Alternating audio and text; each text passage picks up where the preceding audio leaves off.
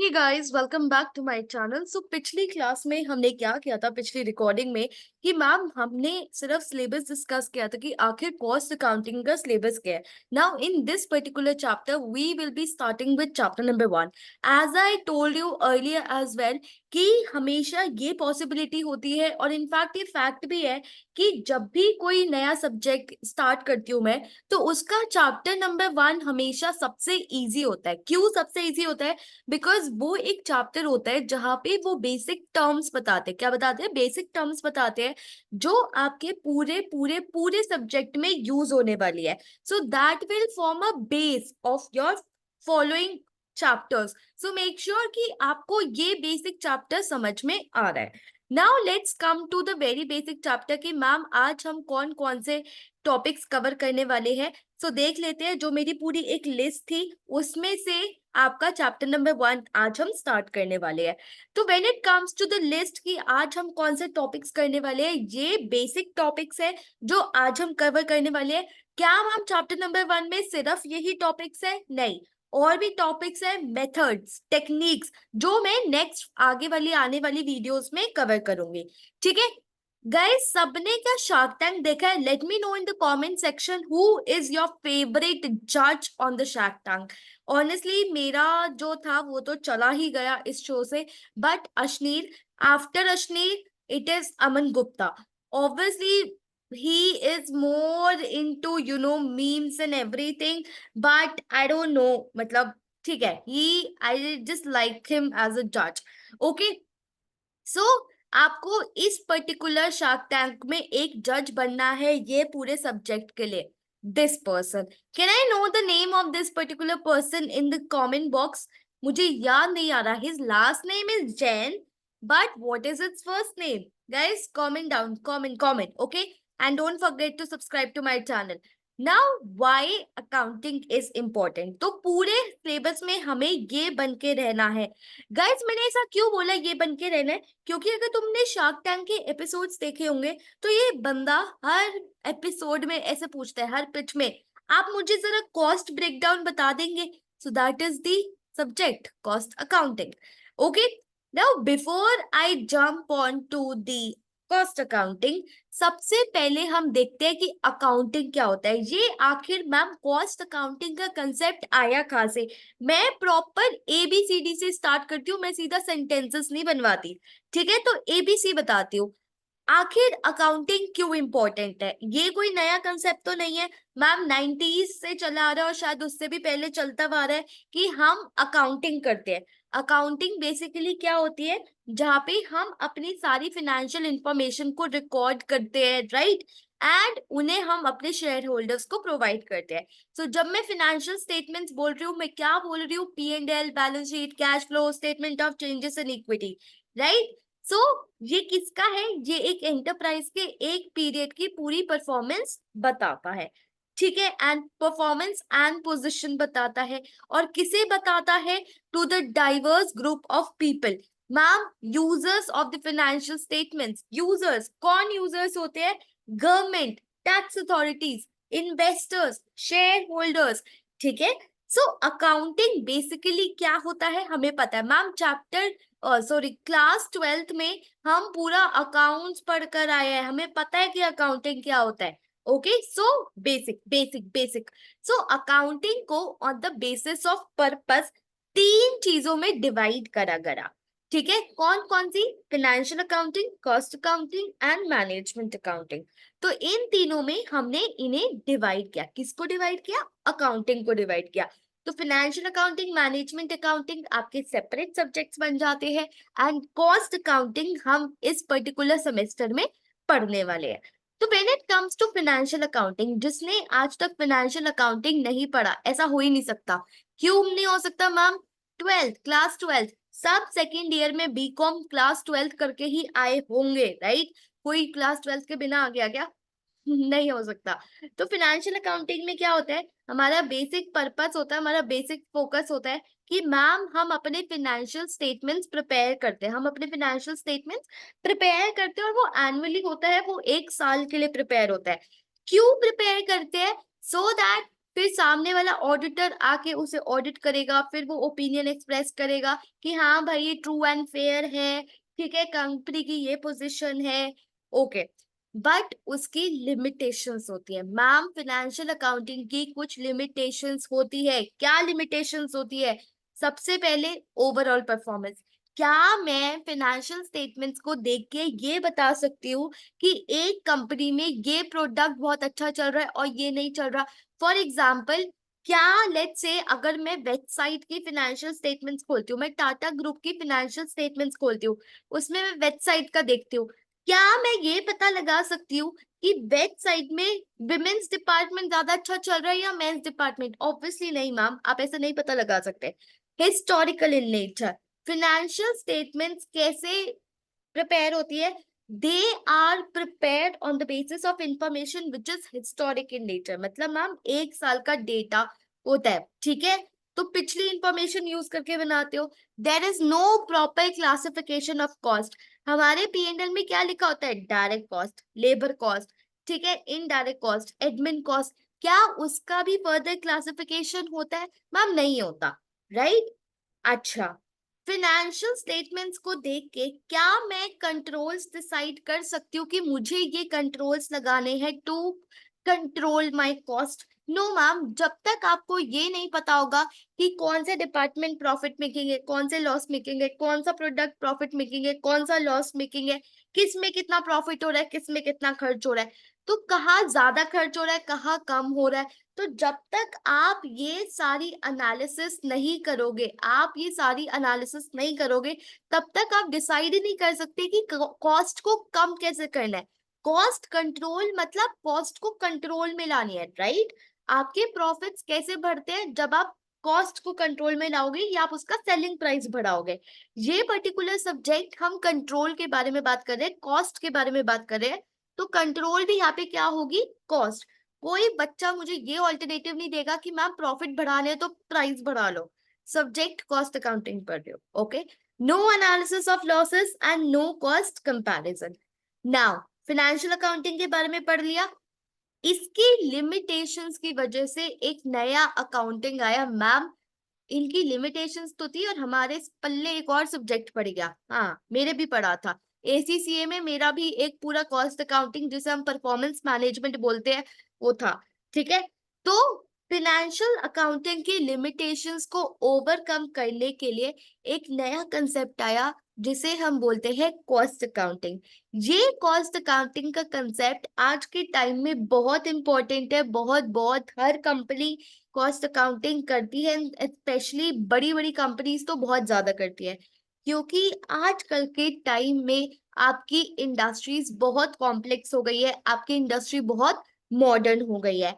And ऐसी information के बिना कॉस्ट अकाउंटिंग जो इंफॉर्मेशन प्रोवाइड करता है उसके बिना आप डिसीजंस नहीं ले पाओगे अपनी कंपनी में, अच्छे डिसीजंस नहीं ले पाओगे, कॉस्ट नहीं कंट्रोल कर पाओगे, जिसकी वजह से आपके प्रॉफिट्स भी लिमिटेड हो जाएंगे, ठीक है। तो जो फिनेंशियल इंफॉर्मेशन सप्लाई करता है फाइनेंशियल अकाउंटिंग वो पास्ट से रिलेटेड होती है, बट जब हम कॉस्ट अकाउंटिंग की बात करते हैं तो वो सिर्फ पास्ट से रिलेटेड नहीं होती, वो पास्ट प्रेजेंट फ्यूचर सब बताती है। क्या बताती है? सब बताती है। मैम कैसे? लेट्स से आपका कोई नया प्रोडक्ट मार्केट में लॉन्च होने वाला है, तो कॉस्ट अकाउंटेंट उसका प्रॉपर एनालिसिस करता है, उसकी पूरी अकाउंटिंग करता है कि ये प्रोडक्ट इतना प्रॉफिट देगा, इसके इतना कॉस्ट है, एडमिन कॉस्ट इतना, सब कुछ, एवरीथिंग। शार्क टैंक में तुमने देखा होगा कि कभी कभी शार्क्स पूछते हैं तुम प्रॉफिट्स कैसे बढ़ाओगे फ्यूचर में, तो वो एज अ आंसर देते हैं कि सर अभी मार्केटिंग कॉस्ट ज्यादा है, हम इसे कंट्रोल कर सकते हैं। Why? Because they have their clear mindset and they have their clear objectives कि कहाँ हम कॉस्ट को कंट्रोल कर सकते हैं, ठीक है। सो why the concept of cost accounting is important? because ये information management को देता है, जो इंफॉर्मेशन मैनेजमेंट यूज करता है एंड उसको डिसीजन मेकिंग में हेल्प करता है एंड इंश्योर करता है कि आप अपनी परफॉर्मेंस बिल्कुल एफिशिएंट लेवल पे कर रहे हैं, आप अपने रिसोर्सेस मैक्सिमम यूटिलाइज कर रहे हैं। So this is the whole purpose of the cost accounting. Guys मैं सीधा स्टार्ट कर सकती थी कॉस्ट अकाउंटिंग से, बट नो, मैनेजमेंट अकाउंटिंग क्या होती है? Management accounting is very easy. It is concern with information that is useful to the management. अब मैनेजमेंट अकाउंटिंग में सिर्फ कॉस्ट से चीजें नहीं आती, और भी सॉल्यूशंस, और भी प्रॉब्लम्स, और भी इवैल्यूएशन ऑफ परफॉर्मेंसेस आते हैं. सो जब हम बोलते हैं ना that I am the financial controller of the company, what does it mean? That he is related to the management accounting. तो management accounting is a broad category जिसमें सारी चीजें cover होती है. So when it comes to the fundamental of managerial accounting, this is managerial, not management account. So सारी चीजें आपकी आती है. तो it is a broader concept as compared to the cost accounting. Guys, this is just an example, just a screenshot from your book कि financial accounting cost accounting से कैसे different है. फाइनेंशियल अकाउंटिंग में देखो हम P&L बनाते हैं, balance sheet बताते हैं, तो to materials, to wages, other expenses, sales. But जब हम कॉस्ट अकाउंटिंग कर रहे होंगे तो लिटरली ये देखो, मटेरियल, कौन से प्रोडक्ट में कितने मटेरियल कॉस्ट लगी, कितने में कितने वेजेस लगे. ठीक है. So this is how we have divided into product wise. This can also be service wise, location wise, centre wise. So cost accounting में कैसे आप पूरा डिटेल स्टेटमेंट बना रहे हो about the cost and profits. ठीक है. डिफरेंस समझ में आया? प्रैक्टिकल एग्जाम्पल भी दे दिया मैम आपने. Very good. Now this is very important for your paper. I don't know DU में ये डिफरेंसेस बहुत आते हैं, बिकॉज एग्जामिनर को लगता है कि हमने तीनों कंसेप्ट पूछ लिए, हमने बच्चे से तीनों के तीनों नॉलेज टेस्ट कर ली. तो जो मैं अभी तक इतना ज्ञान बांट रही थी वो मैं क्यों बांट रही थी? सो दैट तुम ये तीनों बहुत ही आसानी से लिख पाओ, बहुत ही आसानी से लिख पाओ. ठीक है. This I have taken from Google my books. तो क्या पता तुम अगर शिवदास फॉलो कर रहे हो तो उसमें गिवन है. फाइन. मैंने शिवदास भी खोल के देखी थी, उसमें भी ये गिवन है, तो वहां से भी तुम कर सकते हो. Now what are the objectives and functions of cost accounting? Guys, first part of this video is over, so congratulations. उसमें क्या था? सिर्फ ये डिफरेंस था. अब सेकेंड पार्ट स्टार्ट हो रहा है जहाँ पे अदर टॉपिक्स है. ठीक है. अदर टॉपिक्स में कौन सा इंपॉर्टेंट है बताती जाऊंगी. ऑब्जेक्टिव्स को ध्यान से लिखना, बिकॉज इन्हें ट्विस्ट करके आप एडवांटेजेस लिख सकते हो. The first objective is to ascertainment of cost and profit. So cost accounting में क्या होता है कि हम हर प्रोडक्ट का, हर सर्विस का, हर जॉब का, हर प्रोसेस का, हर लोकेशन का, हर चीज का एस्टिमेट करते हैं. क्या करते हैं? एस्टिमेट करते हैं, उसे असर्टेन करते हैं कि भाई कितना प्रॉफिट होगा और कितना कॉस्ट होगा. फॉर एग्जाम्पल, जोमैटो को अभी कुछ नया उसने रिसेंटली निकाला है, वेज का.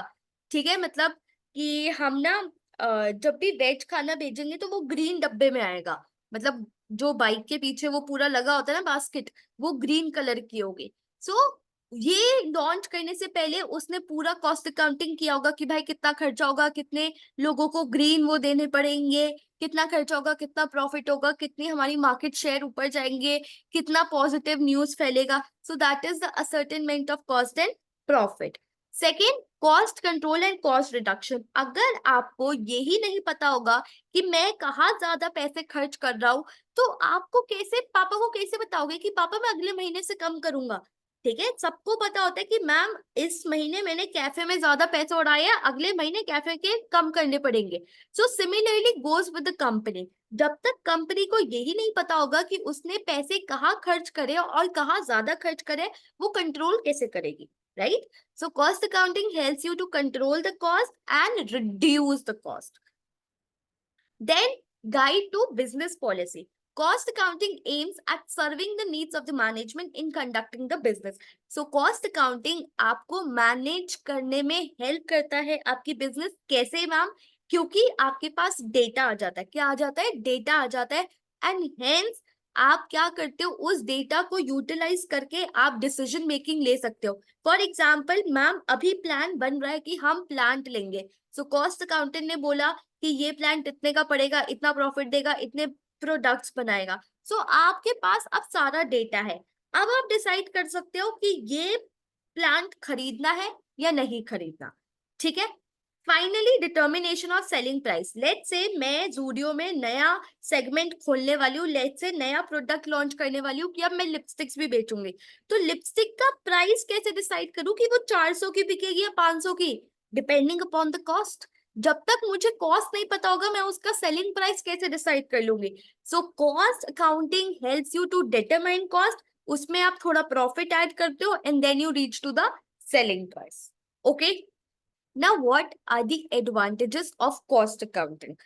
सबसे पहले एडवांटेज क्या होता है? Reveals profitable and unprofitable activities. तो यहाँ पे आपको सारा क्लियर हो गया कि मैम कौन सी एक्टिविटीज प्रॉफिटेबल होने वाली है, कौन सी अनप्रॉफिटेबल होने वाली है।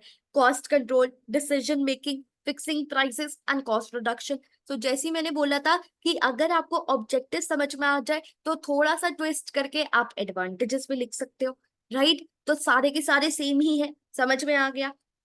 Now advantages to worker, society and government, ये सारे फायदे तो मैनेजमेंट को हुए, ये सारे फायदे तो मैनेजमेंट को हुए, बट कॉस्ट अकाउंटिंग से वर्कर्स को भी फायदा होता है। क्या फायदा होता है? Workers are benefit by introduction of incentive plans, incentive plans. ठीक है, अगर आप इंसेंटिव्स, अगर आपका कॉस्ट अकाउंटिंग होगा तो ऐसे समझ में आएगा कि वाओ इस वर्कर ने इतने पैसे बचाए तो हम इसे रिवॉर्ड देंगे, हम इसे रिवॉर्ड देंगे।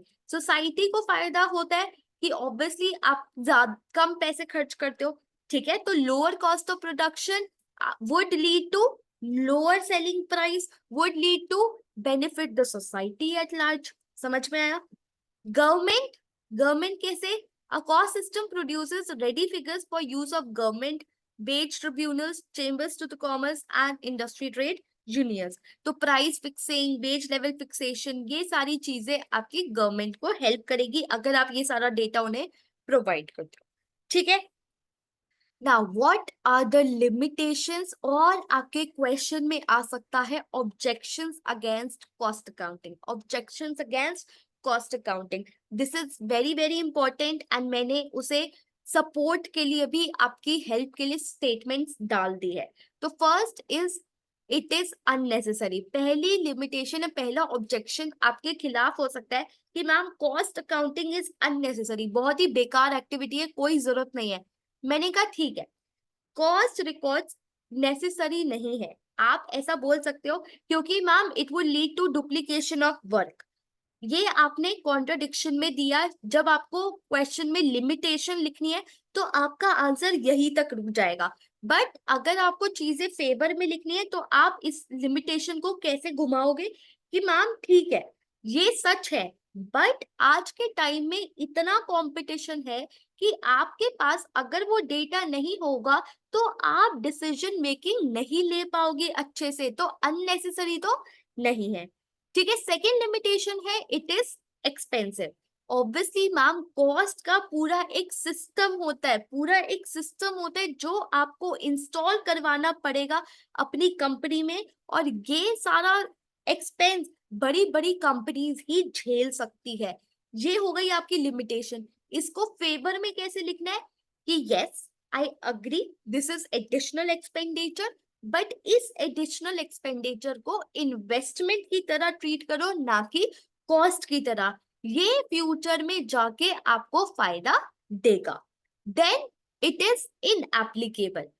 आपका ये लिमिटेशन हो सकता है, उसे कहने के लिए आप क्या कहोगे कि modern method of costing are not applicable to many types of industry, ठीक है। This plea is hardly tenable given the complexity of operating any enterprise today. The fault lies in an attempt to introduce a ready-made costing system। देखो क्या हो रहा है कि ma'am आप हर system को हर इंडस्ट्री पे, हर प्रोडक्ट पे, हर तरीके की इंडस्ट्री पे अप्लाई नहीं कर सकते, राइट? इसे सपोर्ट करने के लिए क्या कहोगे? आजकल के लोग रेडीमेड सॉल्यूशन चाहते हैं, बट नहीं, ऐसा नहीं है। आप अपनी कंपनी के अकॉर्डिंग, आप अपनी इंडस्ट्री के अकॉर्डिंग कॉस्ट अकाउंटिंग को मॉडिफाई कर सकते हो, उसे थोड़ा चेंज कर सकते हो, ठीक है। And finally it is a failure. Limitation है कि मैम ये failure of account cost system, costing system is some concern, the failure of a costing system in some concerns is quoted as an argument against its introduction। failure ma'am बहुत ही अच्छा argument है कि ये fail भी हो सकता है। If a system does not produce a desired result, it is wrong to jump to the conclusion कि वो गलत है। गलतियां इंसानों से भी होती है, क्या पूरा का पूरा इंसान ही गलत हो गया? नहीं मैम, गलतियां होती है, ठीक है, कोई बात नहीं, कभी कभी हम भी फेल हो जाते हैं एग्जाम में। तो ये नहीं कि हम फेलियर है, no we are not failure. Similarly goes with the cost accounting system, ठीक है मैम, कभी कभी वो फेल हो जाता है बट मेजोरिटी ऑफ टाइम वो फेल नहीं होता। Then there are few terms जो आपको पता होनी चाहिए। Cost centre and cost centre क्या होता है? जो डिपार्टमेंट आपकी कॉस्ट इंकर कर रहा है बट वो प्रॉफिट्स नहीं दे रहा, ठीक है। कौन कौन सी? कोई भी प्रोसेस, पर्सनल, कुछ भी हो सकता है, प्रोडक्शन, सर्विस, ऑपरेशन, एनीथिंग। तो cost centre and cost unit. जब हम बोलते हैं ton sugar, ton of sugar, तो that ton is the cost unit. Cost centre जिसके ऊपर आप कॉस्ट डिवाइड करने वाले हो। अब वो किसके ऊपर करने वाले हो? लोकेशन के बेसिस पे, इक्विपमेंट के बेसिस पे, लोगों के बेसिस पे, ग्रुप के बेसिस पे, मशीन के बेसिस पे, कुछ भी हो सकता है, ठीक है। सो हमने इस पर्टिकुलर वीडियो में क्या किया, बस इतना ही था ये वीडियो के लिए, जहाँ पे हमने तीनों के डिफरेंस समझे, मीनिंग समझा। फाइनली ऑब्जेक्टिव से एडवांटेजेस आएंगे, लिमिटेशन से आप आर्ग्यूमेंट अगेंस्ट और फेवर लिख सकते हो, दोनों बता दिया। बेनिफिट सीधा ऑब्जेक्टिव है। एंड दो नई term, cost centre and cost unit. Cost unit मतलब टन ऑफ शुगर, तो जैसे जैसे हम किलोमीटर यूज करते हैं डिस्टेंस के लिए, तो टन पर sugar is the unit and centre जिसके ऊपर हम कॉस्ट बांटने वाले हैं। फाइन। सो ये था आपका फर्स्ट लेक्चर, जो चैप्टर नंबर 1 का फर्स्ट पार्ट था। I will see you in the next video, जहाँ पे हम मेथड्स ऑफ कॉस्टिंग करेंगे। क्या करेंगे? Methods of costing. So see you in the next lecture. Don't forget to subscribe to my channel. Bye bye. Take